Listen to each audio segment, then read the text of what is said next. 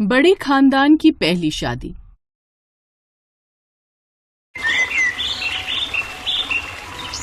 रामनिवास जी का खानदान बहुत बड़ा था। 5 बेटियां और 2 बेटे उनके खुद के थे।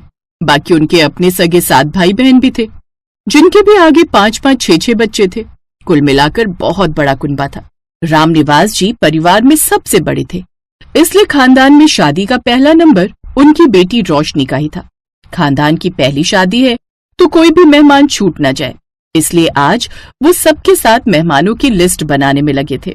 मैं चाहता हूँ तुम सब एक बार ध्यान से इस लिस्ट को पढ़ लो।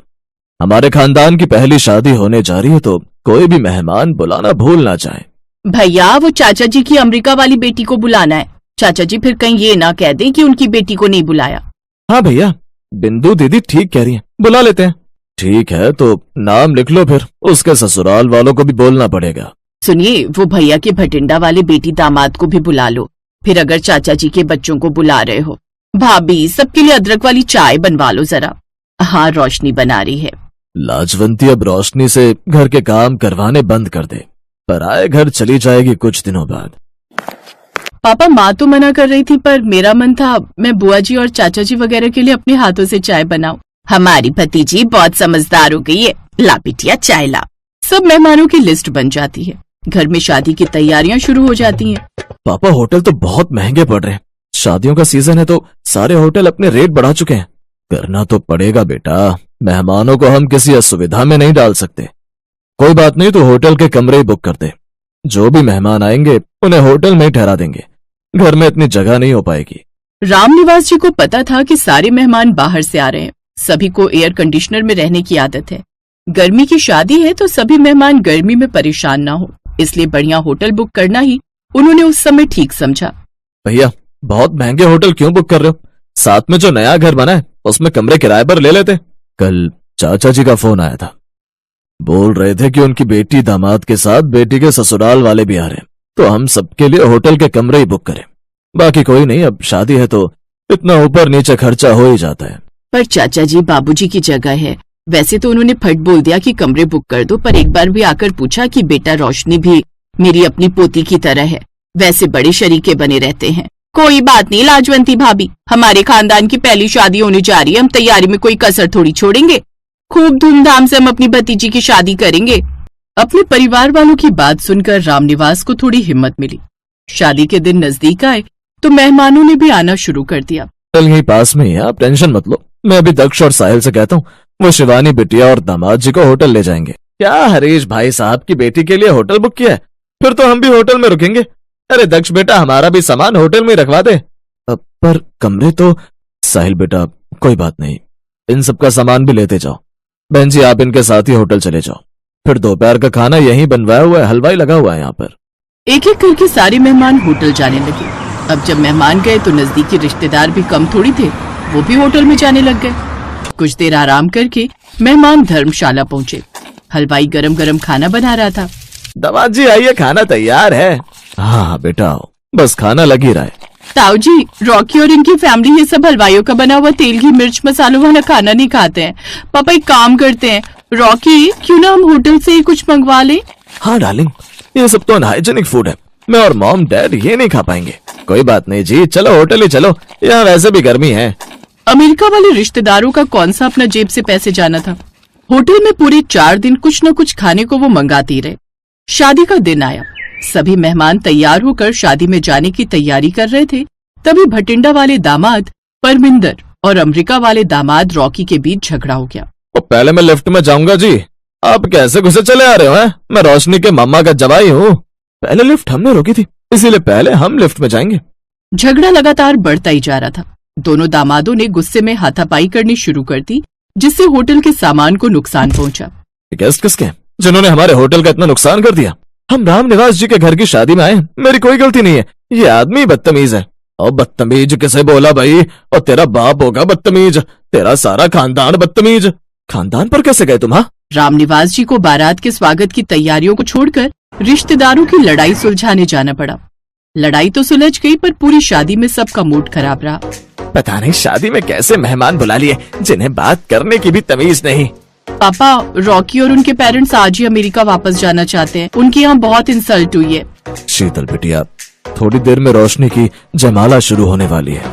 अब इस समय मुझे लगता है तुम उन्हें समझाओ कि अपने गुस्से को भूल जाएं। हमारे खानदान की पहली शादी है, भगवान के लिए ये शादी ठीक से संपन्न हो जाने दो। रामप्रसाद ने नाराज रिश्तेदारों के आगे हाथ जोड़े। उसी समय रोशनी जयमाला के लिए आ रही थी। वो गुस्से में आ जाती है। बाबूजी, ये क्या कर रहे हैं आप? इनके सामने हाथ क्यों जोड़ रहे हैं? इन्हें जब हमारी इज्जत की परवाह नहीं तो हम क्यों करें?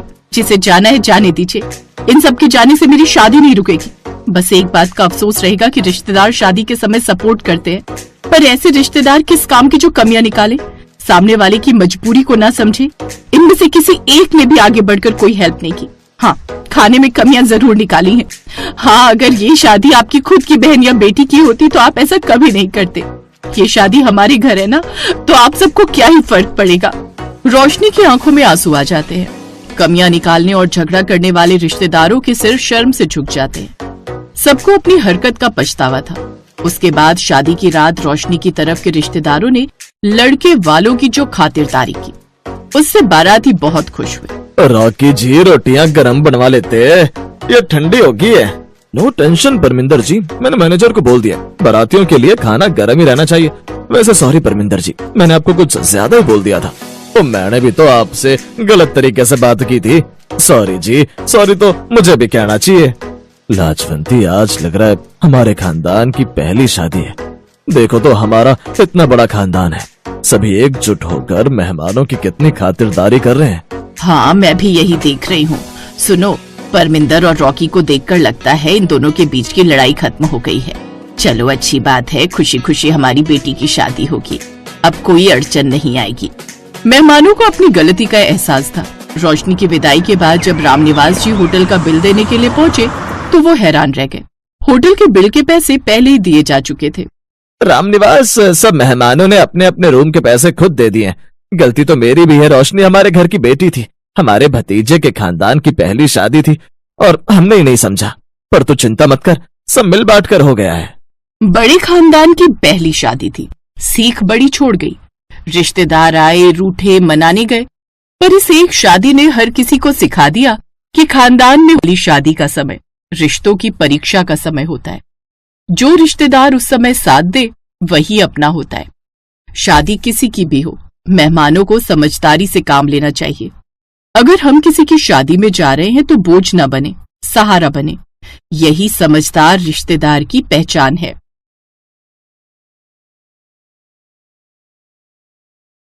ससुराल हर लड़की का सपना होता है और वहां पर बिताया पहला दिन शायद ही कोई लड़की हो जिसे याद न रहे। ऐसी ही ये कहानी है करिश्मा की, जिसका ससुराल में पहला दिन होता है। नई नवेली सहमी सी दुल्हन करिश्मा सुबह तड़के 5 बजे उठ जाती है और सोचती है, हाय राम, सुबह के 5 बज गए और मैं अभी तक सो रही हूँ। जल्दी से उठकर नहा लेती हूँ, नहीं तो सब लोग क्या कहेंगे। करिश्मा जल्दी से नहाकर बाहर आती है और पूजा पाठ करके किचन में चली जाती है। अरे, अभी तो ठीक से सुबह भी नहीं हुई, फिर ये किचन में से कैसी आवाजें आ रही हैं? कहीं अपने यहाँ कोई चोर तो नहीं आ गया? चोर चोर चोर। बेचारी करिश्मा किचन में नाश्ते की तैयारी कर रही थी, लेकिन अपनी सास का शोर शराबा सुनकर वो डर जाती है और जल्दी से बाहर आकर पूछती है, चोर कहाँ है? चोर माँ जी, जल्दी बताइए, मैं अभी डंडे से उसकी पिटाई करती हूँ। किचन में चोर है, वहां से तरह तरह की आवाजें आ रही हैं। लेकिन किचन में तो मैं हूँ माँ जी, और वहां तो कोई नहीं है। अच्छा, फिर तो बहू तू ही होगी। मैंने खटर पटर की आवाज सुनी तो मुझे लगा शादी वाले घर में कोई चोर चोरी के इरादे से घुस आया है। पर बहू, तू इतनी सुबह सुबह किचन में क्या कर रही है? जी, वो मैं नाश्ते की तैयारी कर रही थी। अरे, इतनी जल्दी? सारा दिन पड़ा है अभी, ये काम तो बाद में भी हो जाएगा। पहले तू जाकर आराम कर ले, शादी की तैयारियों में थक गई होगी। जा बेटा, आज तो पहला ही दिन है, जाकर आराम कर। हाय, कितनी अच्छी सास मिली है मुझे जो आराम करने के लिए कह रही है। और एक मेरी माँ थी जो सूरज निकला भी ना हो फिर भी, सूरज कब का निकल गया, आधा दिन हो गया, कब उठेगी कहकर जल्दी उठा देती थी।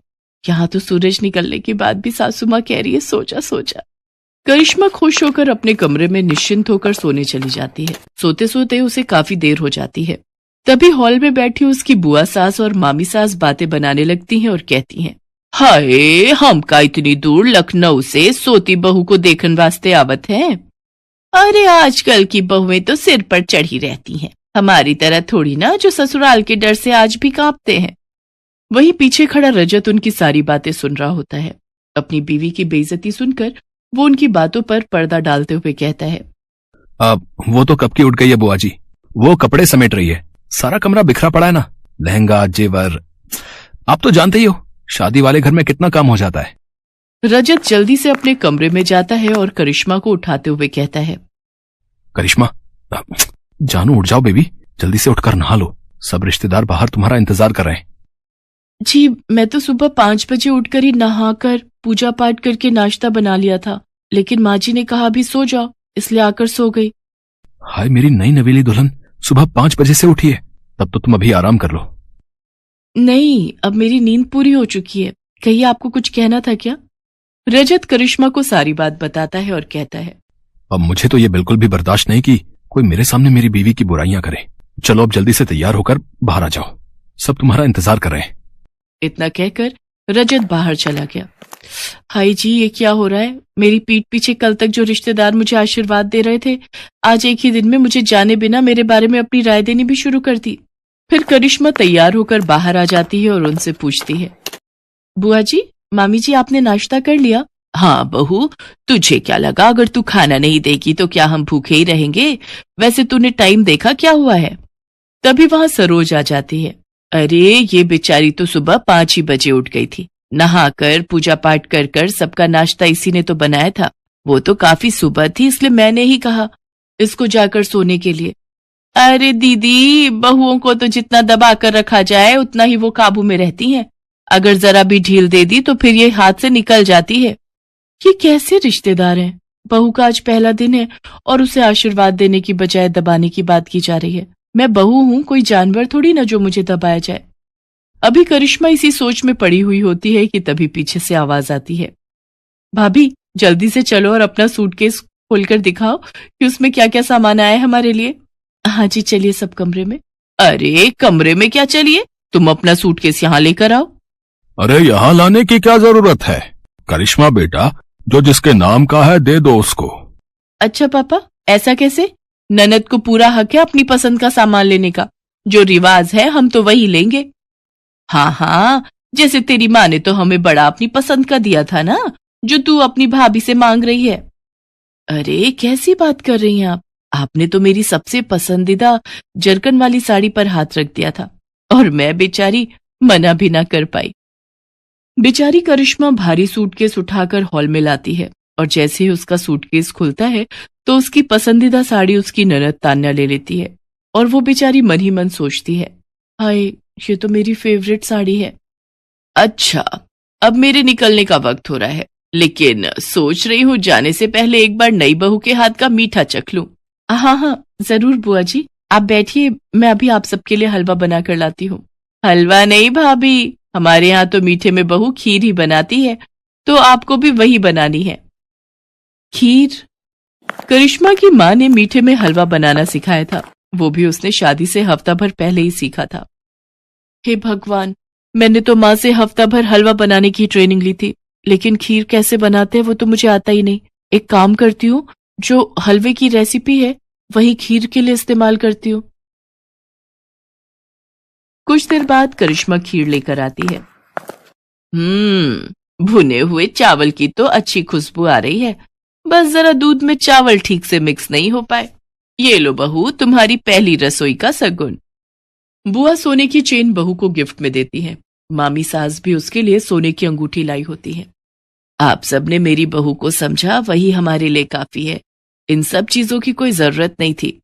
जरूरत कैसे नहीं थी दीदी, ये क्या तुम्हारी ही बहू है, हमारी नहीं? हाँ इसकी अहमियत हमारे लिए भी उतनी ही है जितनी तुम्हारे लिए। बहू अब तू थक गई होगी, जा बेटा अपने कमरे में जाकर आराम कर। करिश्मा उन सबके पैर छूकर कमरे में चली जाती है।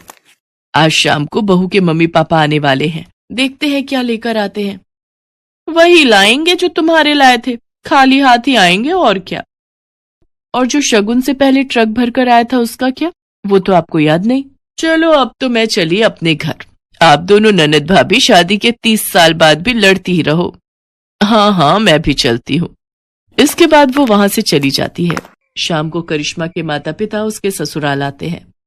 अरे आइए आइए भाई साहब, बहन जी, कैसी हैं समधन जी आप? मैं तो कब से शाम होने की राह देख रही थी। कहाँ है मेरी लाडो? वो तैयार हो रही है। वैसे शाम की राह क्यों देख रही थी? अब तो एक ही घर है, पहले ही आ जाती। जी वो तो है। उधर करिश्मा रजत से कहती है, सुनो जी, मुझे न शर्म आ रही है साड़ी पहनकर मम्मी पापा के सामने जाने में। आज तक पहनी नहीं ना। अब ये लो सूट, मैं तुम्हारे लिए लाया था, इसे पहन लो, मम्मी से मैं बात कर लूंगा। करिश्मा सूट पहनकर तैयार हो जाती है और सबके सामने आ जाती है। लो जी, आ गई हमारी बहू। देखो तो सूट में कितनी प्यारी लग रही है। बहू, तू ना सूट भी पहना कर, बड़ी प्यारी लगती है सूट में। इसके बाद करिश्मा को सब अच्छा लगने लगता है। उसकी शादी का पहला दिन उसके लिए खट्टा मीठा भरा रहता है, लेकिन प्यार करने वाले पति, सास, ससुर और ननद पाकर वो खुश हो जाती है। Thanks for watching.